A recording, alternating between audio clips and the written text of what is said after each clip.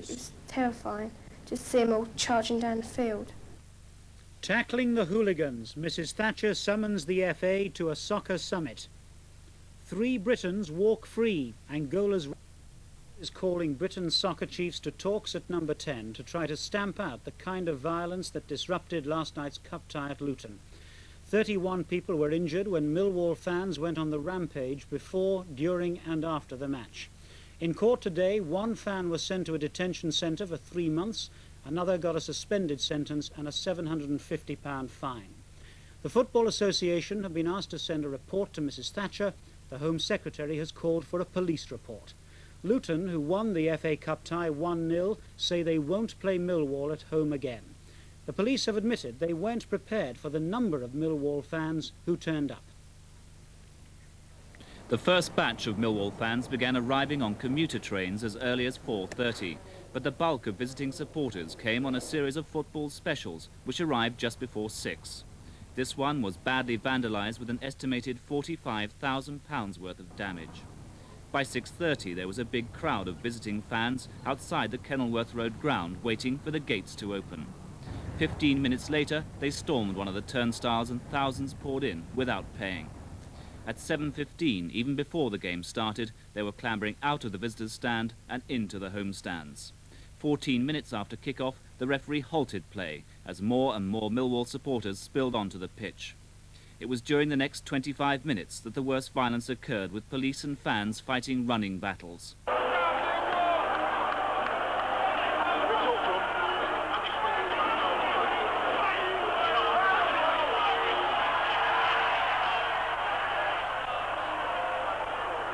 At 8:25, order was restored and the rest of the match went ahead. After the final whistle at 10-10, the Millwall fans stayed behind and vandalised the seating and the hoardings. Luton Football Stadium this morning after some of the worst soccer violence the country has seen. 8,000 Millwall fans, far too many for the area allotted to them, spilled into a stand reserved for Luton fans, and the trouble began. What started the trouble last night? They're just a Millwall. They got on the pitch, right? And the coppers just let them go into the maple, let them come into where we were. But there wasn't enough room for them, for all their fans. No. I know, but they should have followed that before. They should have knocked them out of the ground, said there was no more room. You know what I mean? Or at least clear the space, but instead of just putting them in there where the Luton supporters are already. They should have cleared the space first, got the Luton supporters out of there, then put them in. It was terrifying, just see them all charging down the field. It's like something out of Zulu. Did you see any policemen being hit? Yeah, there was one policeman laying on the floor and some Millwall fan was putting the boot in his face. It was terrible. After the match, the fans rampaged through adjoining streets, smashing windows. Everything was quiet, then all of a sudden the windows went. Upstairs. That went through your window? Upstairs. That went upstairs, and that one. That and that bit down there come through the bottom one. The 2 goes at the bottom. Them 2 at the bottom. I've been here 50 years. 50 years I've been here, and that's first time. I heard them saying, we lost. Come on, start, grab anything, break everything and break everything you see in front of you. I went to the gate to try and get assistance after the car windscreen had gone. Several windows had gone in the street. And as I got to the gate, I got hit over the head with an iron bar. The cost of last night's soccer riot could top £100,000. Damage to the Millwall fans' train and the bill for transport police travelling with them is put at about £47,000. The police haven't yet counted the cost of policing the game, reinforcements and overtime, but the Police Federation estimate that'll run to between £20,000 and £30,000. Luton Town themselves saw seats, turnstiles and hoardings destroyed. The bill around £15,000. And in Luton, damage to property and cars is so far estimated at more than £10,000. The chief executives of both Luton and Millwall were called in for talks this afternoon with the Sports Minister, Mr McFarlane. He told them it was time to end soccer violence. They said they wanted government action. We want to find out from the Football Association precisely what they intend to do about those clubs in the world of football who have a habitual record whereby some of their followers are causing far too much violence, which has become wholly unacceptable to people, and which exasperates many, many people, and yesterday was a classic example. So I want a report from them within a week about what their actions will be. In the long term, the problem has to be tackled, and in particular by the government, on the social disease, why young people behave in the way they do these days, and they're getting younger and younger, and that is the problem that has to be tackled. What's your reaction to the fans and the behaviour that you saw last night? Well, the same reaction that any other football club would have, one of sheer disgust. I mean, you must appreciate that our average crowd is about 5,000. Probably half of those were there last night. Those who were there, the regular supporters, would be as disgusted as anyone else. I mean, it wasn't so much Millwall or Luton losing last night, it was football, and football is bigger than both clubs. Millwall have a history of violence dating back to 1934, when the soccer authorities closed down their ground for 2 weeks. Since then, there have been 3 more shutdowns, warnings and fines. Millwall Football Club draws its support from London's Dockland. Much of the land around the ground is derelict. The area has a tough, forbidding reputation, one it shares with the football supporters who've a sad history of violence. 7 years ago, the crowd invaded the pitch during a cup tie with Ipswich. As a result, the ground was closed for 4 weeks. Millwall Stadium has been closed by the league on 3 occasions since 1934 because of crowd misconduct. The high level of unemployment in the area has been cited as one reason young men turn to violence for excitement. The environment, poor housing and a lack of facilities have also been blamed. But the man who's been reporting on Millwall for 21 years says he's now had enough. It was absolutely sickened me last night, and as I say, if I never see another soccer match after last night, it wouldn't worry me. After 21 years of reporting football? Yes, because a club like that doesn't deserve it. It's got such a magnificent chairman and a wonderful manager and a terrific staff. It deserves much better. Instead of being a night to enjoy, it became a night of horror. The Prime Minister has now asked for answers to the problems at Cold Blow Lane. Paul Davis, ITN, Millwall. Abroad now, in Angola, UNITA rebels have freed 3 Britons and 19 other hostages seized last December. They were released near Jamba after being forced to... The violence must stop. She wants a report from the Football Association within a week after the rampage through Luton last night. The local football club says the violence by Millwall fans was premeditated. 3 Britons held hostage by the rebels in Angola described as one of the worst nights of violence in British football. The Prime Minister is demanding action. She's made it plain she believes in stiffer sentences for hooligans, and she's sending for the officials of the Football Association to discuss at number 10 how they intend to deter the offending fans. They have to produce a report within the week on the action they intend to take against clubs with a bad record. Although earlier today the Secretary of the FA, Ted Croker, had been saying that football could do very little. Luton Town Football Club have said they believe the violence was premeditated and organised. And Mrs Thatcher told the Commons she put it down to lack of parental and teacher discipline and family background. Well, we'll be looking at the causes and the suggested remedies. But first, a report from Luton on the night the fans turned into a mob. The worst violence erupted with the final whistle. Millwall fans invaded the pitch, ripping up seats and throwing them around. At first, the police were forced to retreat, but they soon regrouped and charged the hooligans. 35 policemen were hurt. One was knocked to the ground and stopped breathing. A colleague trying to give help was punched and kicked, but he successfully got him breathing again. Daylight and the full extent of the damage to the ground was plain to see. Ground staff were busy all day, clearing bottles, beer cans, nails, bricks and lumps of concrete from the pitch and the terraces. People living around the ground were also busy clearing up. Their windows and car windscreens were smashed by Millwall fans leaving the ground. They come tearing down the road, what, about 70, 80 of them, and that bin up there, they used all the bricks and that for ammunition. They just come along and belted them through all the windows. I shut my window, called my husband, and before we could get down, they smashed all my lot. How frightened were you? There's a concrete. Look, there's my concrete. How frightened were you? Oh, what, 72? And then my husband 78, and they frightened. Poor man. God, it frightened me to death. As they come out of the ground, picked up anything, and they were just throwing it through the windows. As they come down the road, they've smashed car windscreens, the house windows. I've come out to try and for a bit of protection. I've gone to the football ground entrance to try and get some police outside. I got hit on the head with an iron bar, with resulting in 6 stitches. One of the trains which brought the Millwall supporters back to London was wrecked during the 45-minute journey. A British rail spokesman said that workers used to seeing trains damaged by soccer fans were astonished by what had happened. They said it looked as though a bomb had exploded inside some of the carriages.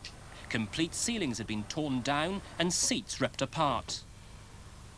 Luton Football Club officials met for more than 4 hours this morning, then announced that in future they'll refuse to play clubs which have fans that cause trouble, including Millwall. We should not subject either the people of Luton or our supporters to that kind of incident in future, even if that means forfeiting the points of a game.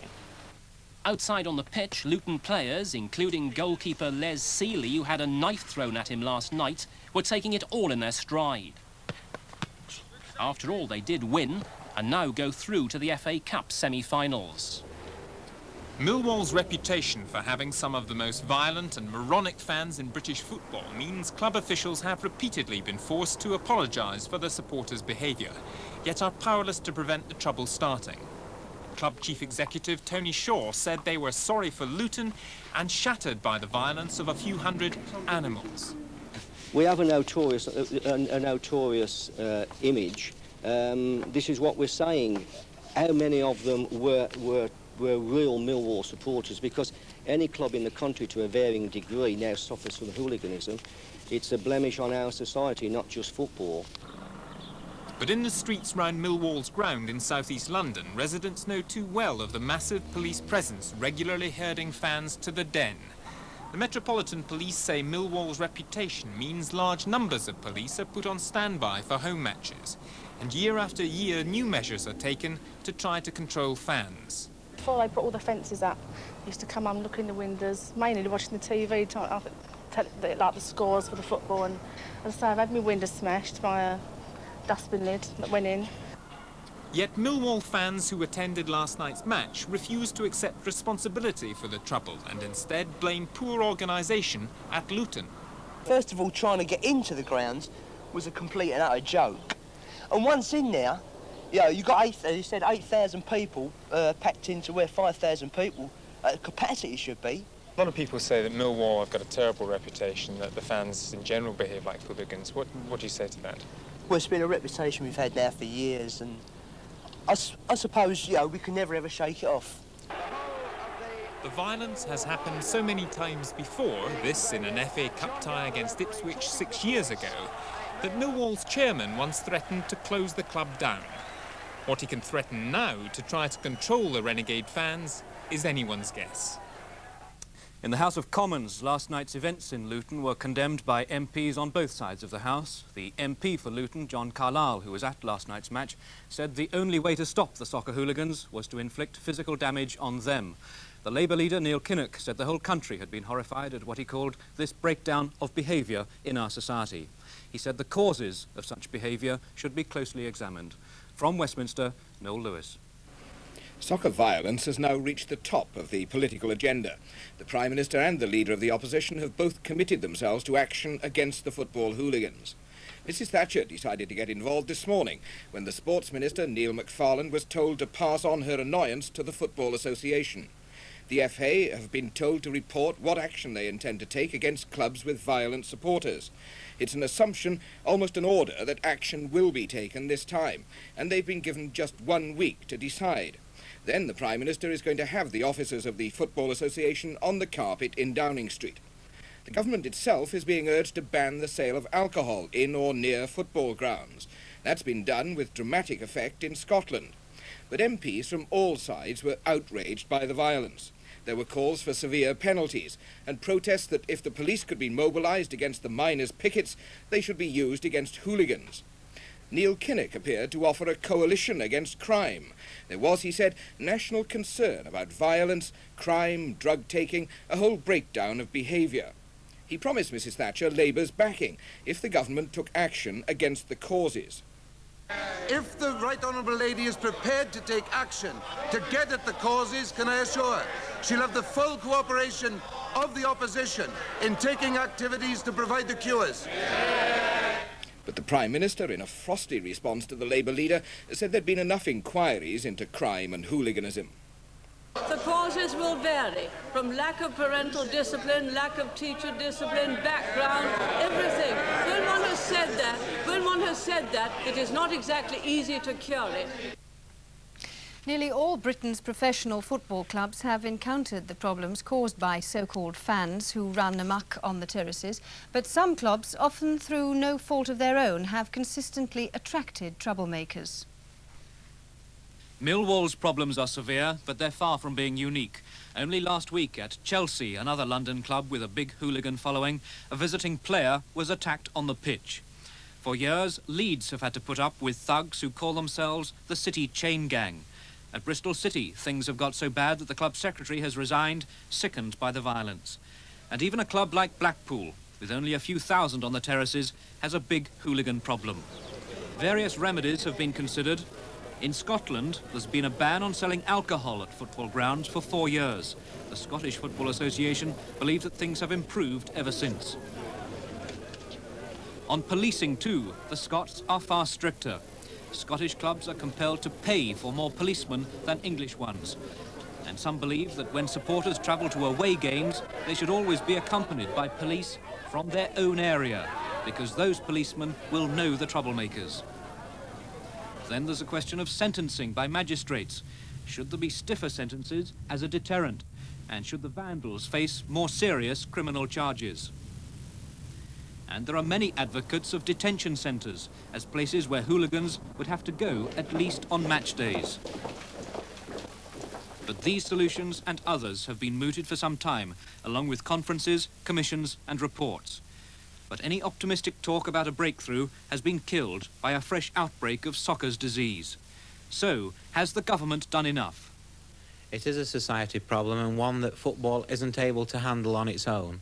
The government gets over £200 million a year from betting tax from the football industry, and some of that money should positively be used to combat this problem.